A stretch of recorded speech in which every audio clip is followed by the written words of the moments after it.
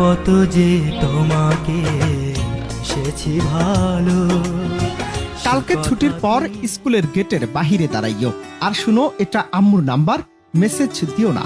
মনে পড়ে কি সেই দিনগুলোর কথা, যখন কথা বলার একমাত্র মাধ্যম ছিল কেবলই একটি মোবাইলের মেসেজ। তখন শব্দের দাম ছিল 11 টাকার কার্ড কিনলে পাওয়া যেত মাত্র 100টি SMS, কিন্তু মূল্য ছিল সীমাহীন। প্রতিটা SMS এর শব্দ সংখ্যায় ছিল সীমাবদ্ধতা। কথা বলতে বলতে ফুরিয়ে গেলেও অনলাইনে SMS করার সুযোগ হতো না খুব একটা। ছিল না চাহিদা, ছিল না কোনো মোহ, ছিল কেবলই মায়া আর অপুরন্ত ভালোবাসা। চিঠি লিখেছে বউ আমার ভাঙ্গা ভাঙ্গা হাতে। আজ থেকে 15 বছর আগের কথা। 2000 সালের শুরুতে বাংলাদেশে মোবাইল কোম্পানিগুলো 11 টাকার প্রিপেড কার্ড দিত মাত্র 100টি SMS। প্রতিটি শব্দ হিসেব করে লিখতে হতো।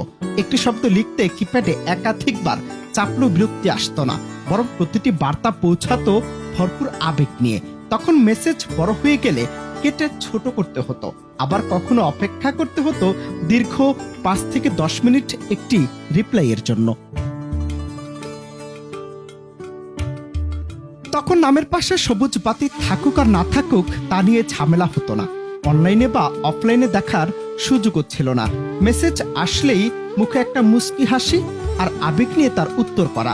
রাতের শুভরাত্রি আর সকালের শুভ সকাল বলার জন্য আলাদা করে SMS বাঁচিয়ে রাখা। তখন ছিল না কোনো ইমোজি।